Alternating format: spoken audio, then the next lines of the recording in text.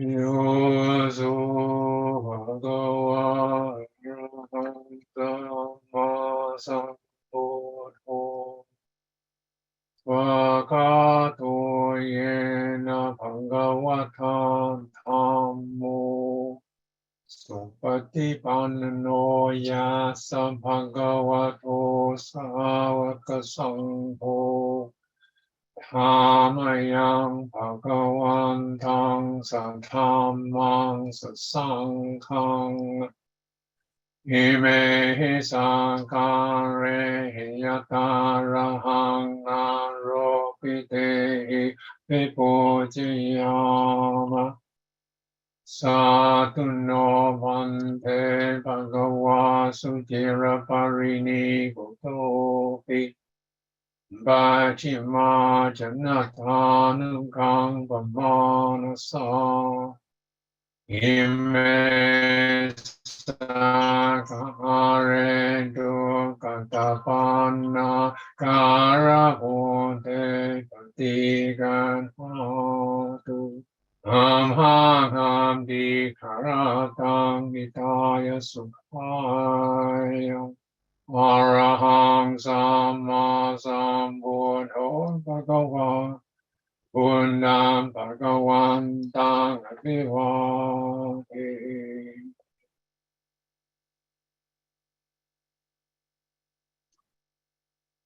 Svakato Bhagavata Dhammo Dhammang Namatsami Patipanno Bhagavato Savaka Sangho Sangham Yamo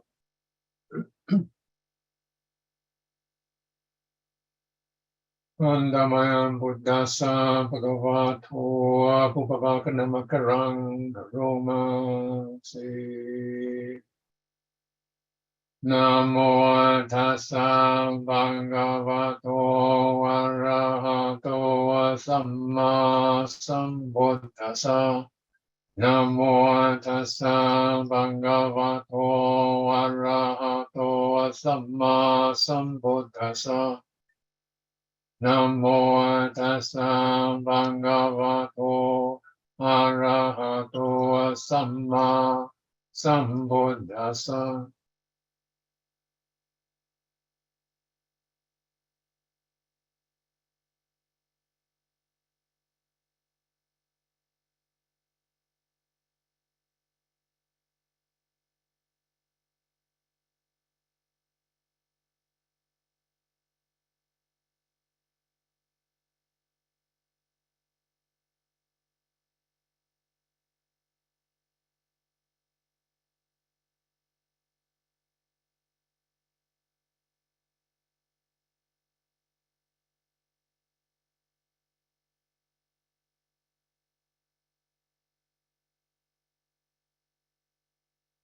So, we'll start today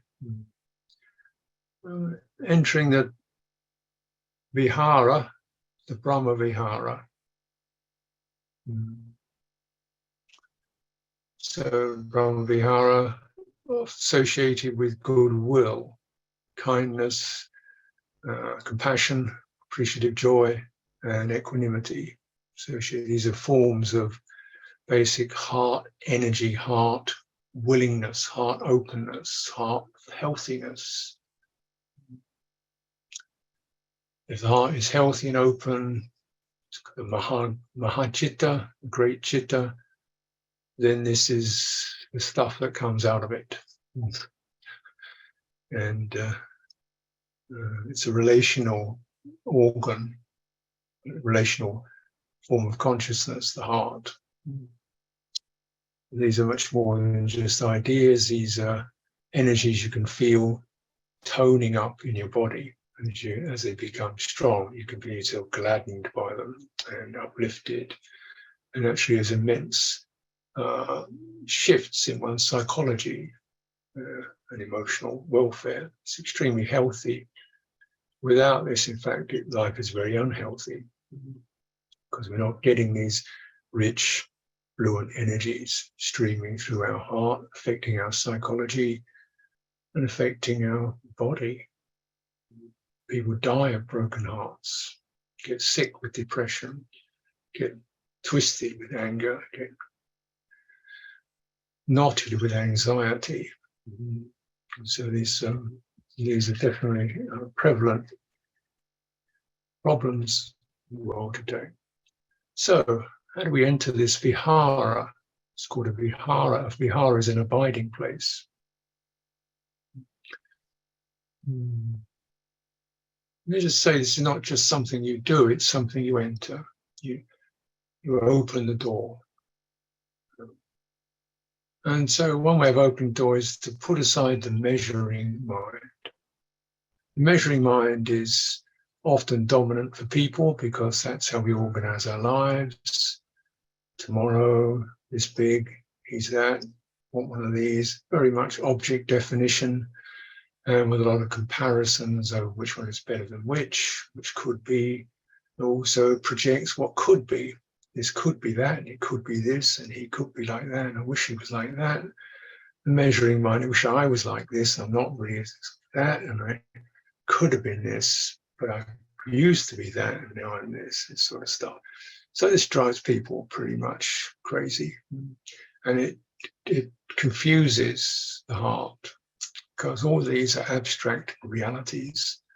So we put these abstract realities to one side, even though those abstract realities have probably come to be dominant feature of how we organize ourselves. This is the challenge of it. Just okay, let's just take a few minutes.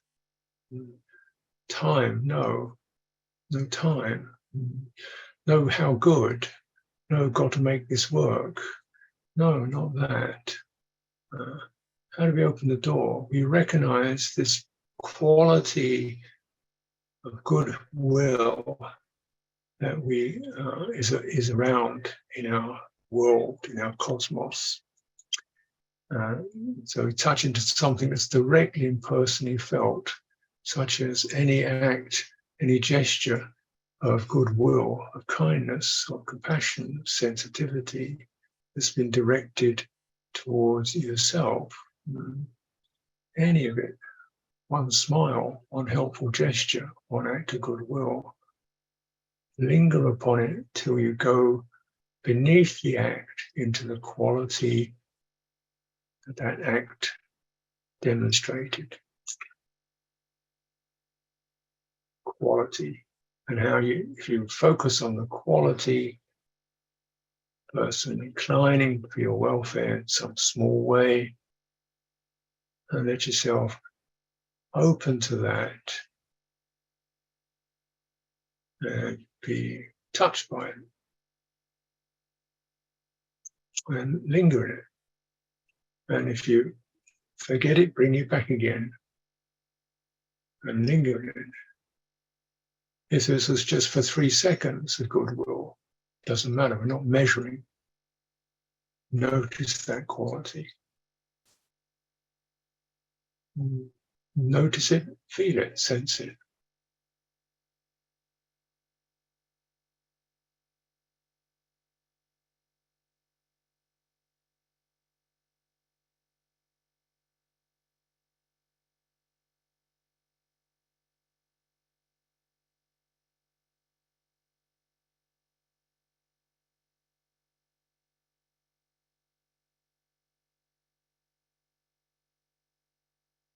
As you notice it and sense it, widen your attention to include your breathing, the rhythm of your breathing, just that gentle flow within your body. So breathing helps to take in the quality, the energy of goodwill. It tends to absorbs it. Whatever mood you have becomes dominant.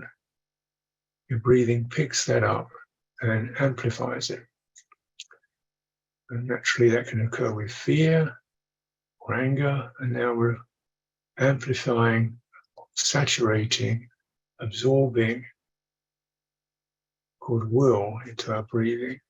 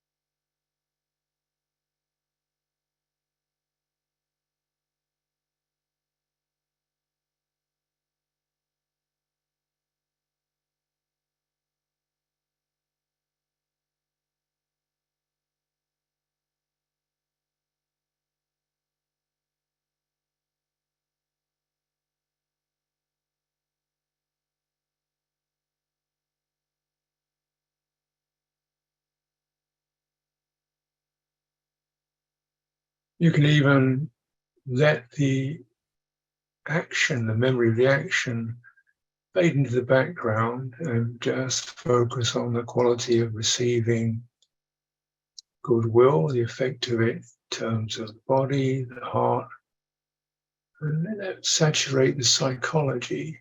You don't have to deserve or earn or be good or pay back or question it, just trust.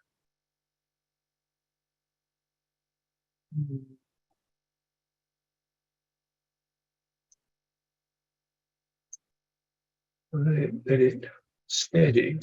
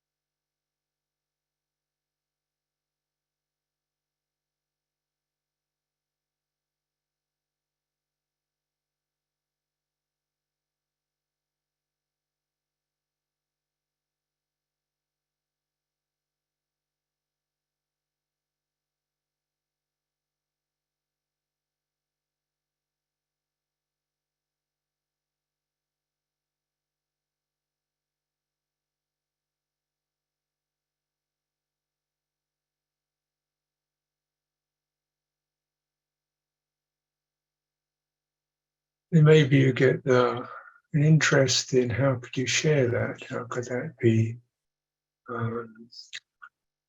suffused through your body, but also into the world around you, into your own world.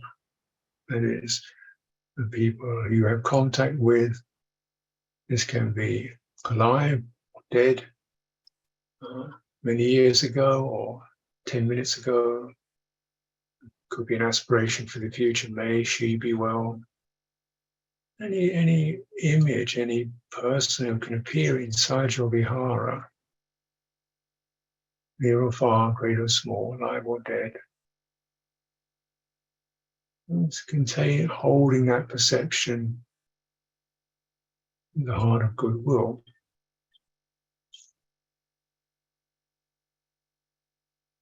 Could be loving kindness, compassion, appreciation.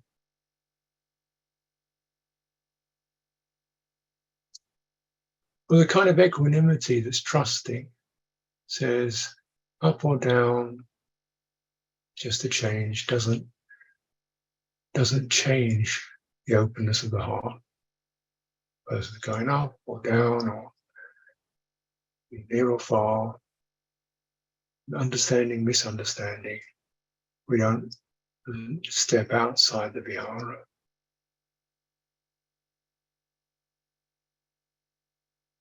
Whenever they think of me, not stepping outside the vihara.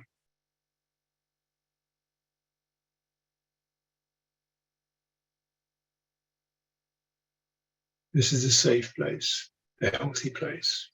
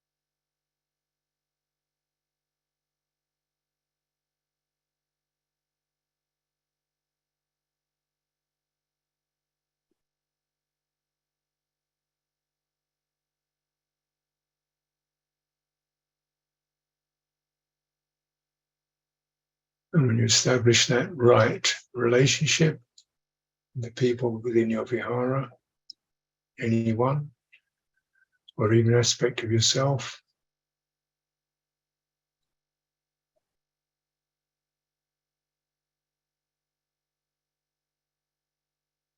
how does that affect the way you think about them or what you think you should do? Well, does it affect your psychology? Like, do you feel you have to prove something, or can some of those nervous psychologies relax and trust now the goodwill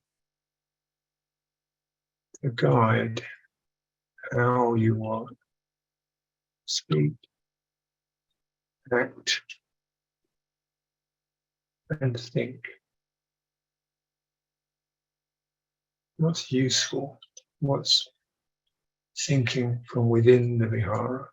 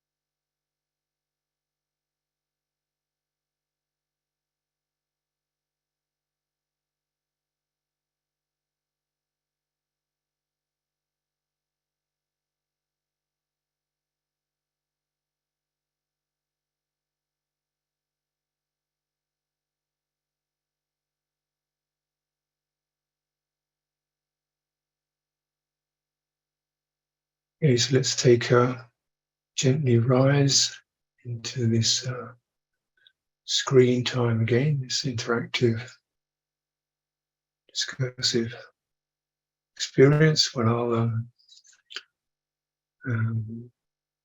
give a talk, present a few reflections.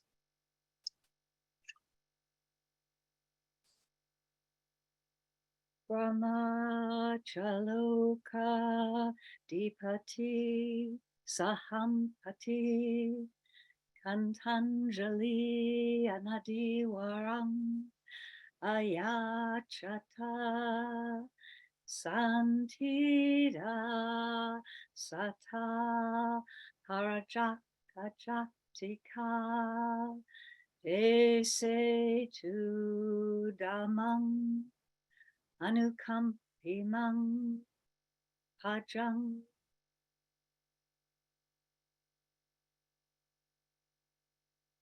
Tassa bhagavato arahato samma sambuddhassa. Namo tassa bhagavato arahato samma sambuddhassa. Namo tassa bhagavato arahato samma sambuddhassa. Buddhang dhammang sanghang namasami.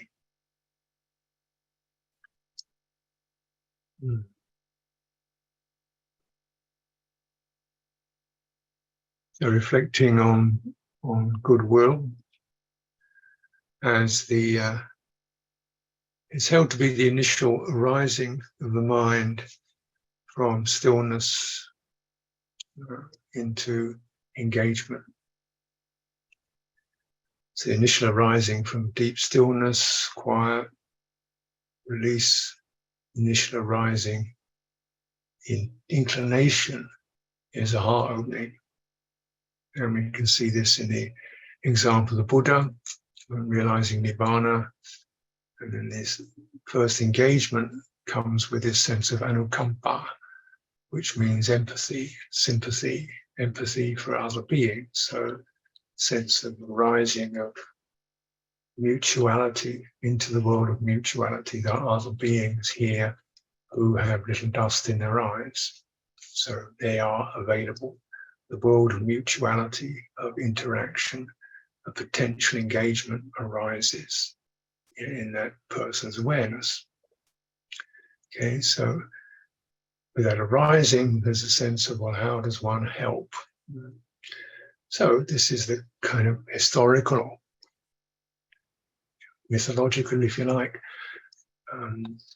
presentation of why the Buddha speaks. He says, I speak out of anukampa, sympathy, empathy, a recognition of the mutuality of those who can be affected in a positive way, and one has the possibility of bringing in some beneficial influence. This is obviously the herald and the message and the energy of goodwill. And one could probably rightly consider that throughout his teaching career, or his life of the next 45 years, the Buddha always operated from a mind of goodwill. If he wasn't necessarily talking about it, necessarily always talking about it or advising it, but the fact that he talked at all, and was willing to, and to meet people, and with a sense of compassion, and meet people who was difficult with a sense of equanimity, and meant that that was the basic vehicle, of mutual engagement. And I could myself, when I look at this kind of chronology of the Buddha, it seems at first we didn't know what to teach. He didn't know what to teach. He just knew there were people who were accessible, and some of them had died. And in a sense, well, he's going to do something. And as he moves in that direction towards where he believed his old friends were, meets somebody on the road. He says, well, I am the enlightened one, and so forth. And says to this person, I am the all enlightened one. And the person says, well, yeah, good. Well, good for you. And so what? It wasn't that it wasn't really a teaching. So the Buddha didn't do that. But the next time he came, he said a similar thing. When he arrived in the deer park at Varanasi, he said, look, I have realized the deathless. Have you ever seen me look like this before? Clearly some bearing, some energy, some radiance, something present there. And they said, oh, yes. Clearly. They couldn't help but make him sit down, offer him a seat. And then he said, listen, this rightly entering this, you will too realize what I've realized. Then beginning to refer to what they were doing. They were doing this ascetic practices. So he says, this is the wrong way. The other wrong way is indulgence. So he just basically relates to where they're at, to what their thoughts are, what their understanding is, and defining the balance, the middle, the centrality, the no position, the no bias of the middle way. So this is, you enter the middle way with samma, with rightness, with fullness, representing that the path of the middle, avoiding all extremes.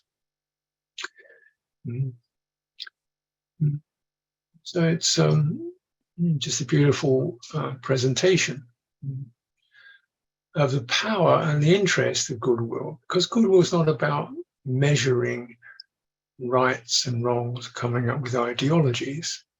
It's about where do you find fullness of heart, clear view, wide view, samma ditthi, wide, all-encompassing view that encompasses the entire realm of experience. And if we pause around that, what is this realm of conditioned experience?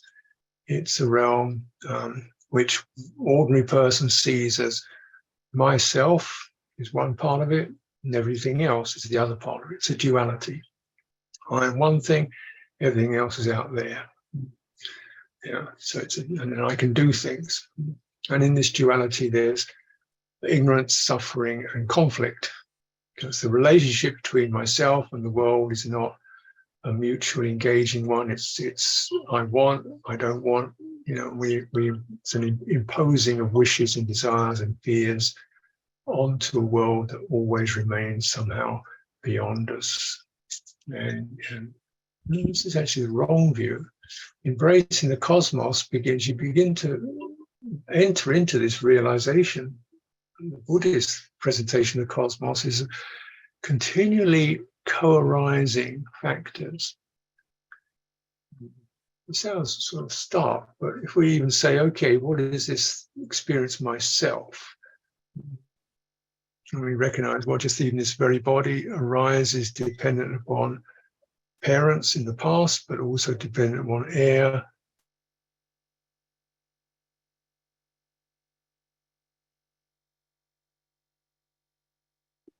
certain temperature, fire, or reasonable temperature, food, water, air. Well, any of those gone, this body ceases to exist.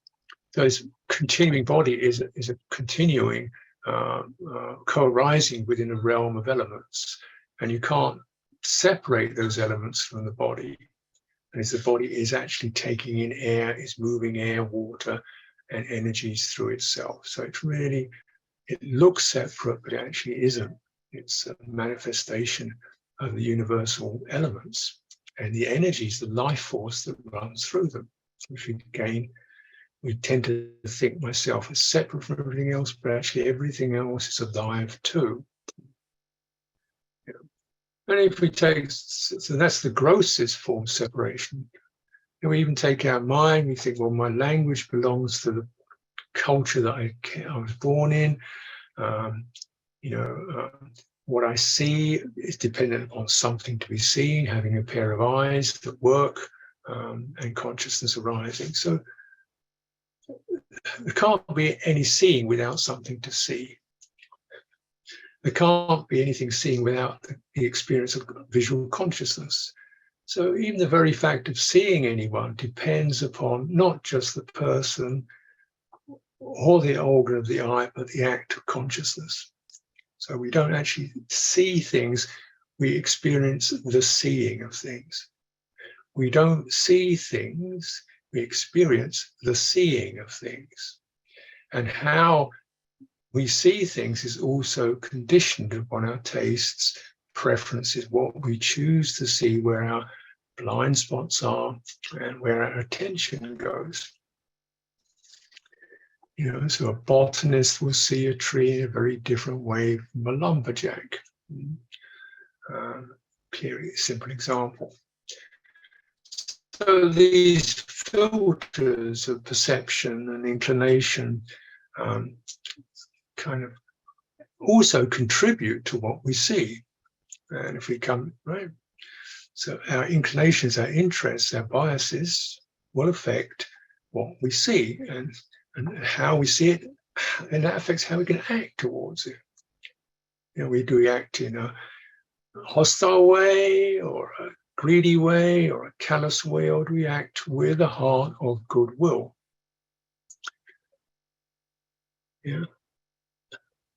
And when we recognize that this seen object is never exactly the same as my seeing is always going to be partial. What does a tree look like to a dog or a butterfly? What does London look like, smell like to a dog? Probably very different from my memory of the city, which is probably different from people who are living in it. What is London then? It very much depends, and this is the key word, isn't it? In Buddhist understanding of existence is conditioned arising. And in the confusion around that, taking things that are actually seen things or thought things to be things. So if I think of something, I can imagine that what I'm thinking of, that is the thing. But actually what I'm experiencing is the thinking of a thing, which is not the same as the thing. If we make that a little more pertinent, the person. When I think of a person, what I'm experiencing is my thought of the person. That's not the person. But it's so easy to imagine it is, because what else am I going to relate to? Apart from my thought about him or her, my opinion, my measurement of them, whether I see them as noble or ignoble, then of course my fears and phobias can be projected onto that person and enacted upon. And this is inevitable. These filters are inevitable as long as we're using the measuring mind to define an object as it is. And of course, to define ourselves as we are. Am I adequate, better than, worse than, could be better, wish I was, wish I hadn't done that 5 years ago, if only I could have. Am I doing that? Am I using the measuring mind, turning it this way?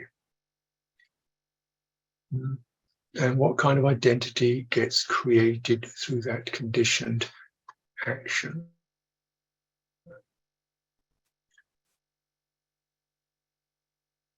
And it may be some identity that you're relatively familiar with, because perhaps that way of referring is habitual.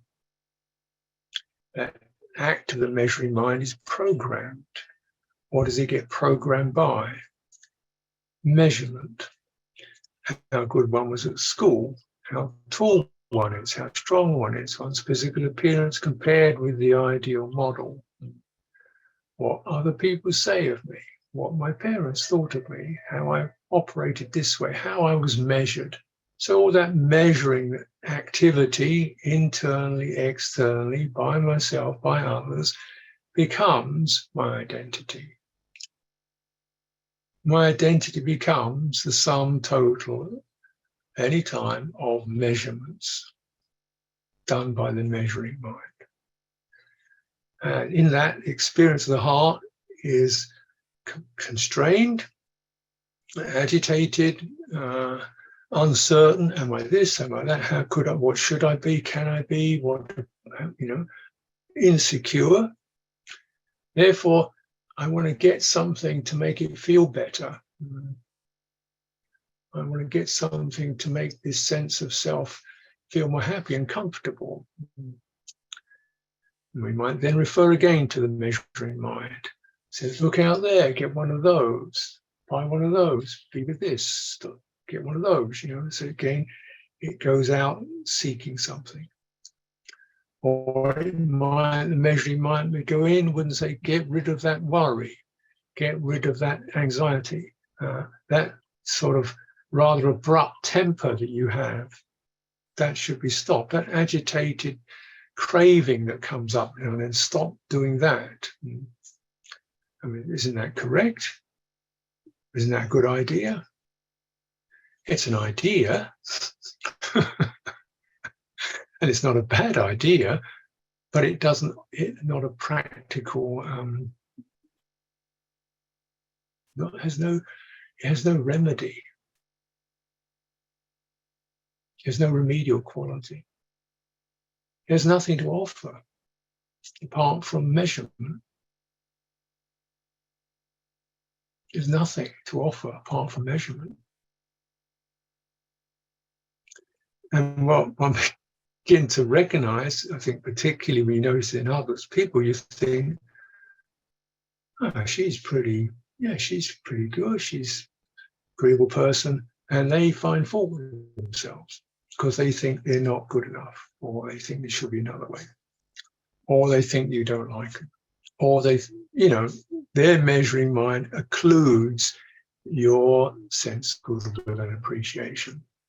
They're so busy trying to be good in order to be approved of, they don't realize that you already do approve of them, because they're so busy trying to do something, wear something, make something happen in order to feel good. All that measuring mind forms a dense web around the heart, prevents actually receiving the goodwill that's there. Don't notice it. And also, if we start to bring in the topic of goodwill, probably that measuring mind thinks, how do I do goodwill? It sounds like I really should get more of that going. Yes, that's exactly right. I need to be kinder to others and myself. I'm not very good at that. How can I do this? And again, that's a good idea, but it doesn't offer a means. Because the fundamental flaw of it is it's non-relational. It's non-mutual. It's not the right organ. This is a function of heart and a function of the measureless heart. A thamano, the heart that doesn't do this measuring. And it's a natural function that can be lingered upon and caused to grow.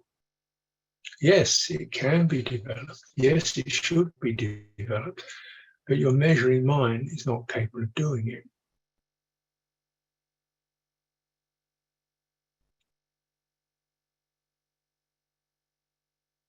Phone. Okay. So, which unfortunately it's not got a great deal of gigabyte of memory on it. So I'll say a few words. I'm very, this is the way it goes, isn't it? We've been so fortunate, apart from cycling or two crashing through, that mostly this has worked. But here the internet connection is rather feeble, so it's been a bit disappointing. Anyway, so without goodwill, as I'm saying, the whole of the cosmos goes very strange. We see things in terms of our distorted perceptions, and that affects how we see others, affects how we see ourselves. So, to summarize, just that how do you just really making a point of and recognize metta is not something that the Buddha even gave a tremendous amount of details on how to do, but the key of it is putting aside the measuring mind. And the measuring mind, with nama of nama rupa, covers the world. He said there's nothing else covers the world other than the measuring mind, the naming mind. But this world is strangled and entangled by the measuring mind. And so we're always referring to judgments, assessments, memories, reactions, built-in attitudes around what we experience. So if we just, is it possible to, certainly in meditation, just to clean all that? And what happens when you don't actually know yourself? You don't even know yourself. You deliberately don't know yourself. You unknow yourself. You set yourself free from your measurement. Just say, okay, it's a breathing being here. And if you bring your voice into it, just start to make a sound. This is the sound, there's voice arising. You don't know whose it is. You don't have to know. And a sense of just the lovingness that occurs when we live actually in the wonder of a mutually intelligent, sympathetic cosmos. Begin here. Begin here. We're not what we think we are. Nothing is what we think there is. We don't even really have to know what it is. We have to know how to relate to it, however it is. To relate to the fear, the agitation, the uncertainty. Just metta, trust it. Trust it. Go slowly. Trust it. Go slowly. It's a rocky path because we have to move through all our anxieties, our impulses, our measurements, our jumping to conclusions. It's the right path. It's the noble path. And it will deepen you and make your life noble and wonderful. I'll leave you here at this moment. I don't, the Dhamma will not leave you. This thing will leave you. But I really consider this, meditate on this. This Dhamma will not leave you. But I will leave you and wish you well. And the next time we get together, I hope to be in a world of wonderful internet access at Chittaviveka, and I would like to respond to any questions, comments that you may pose. So if you can get those into Dhamma tracks, that would be wonderful. And stay in the stream. Take good care. Thank you so much. I'll let Christine just make the the Anumodana chant, Ajahn, if she's around. Okay. Christine. Andamayang Dhamma Kataya Sadhu Karang Dadama Se Sadhu Sadhu Sadhu Anumodami. Be well.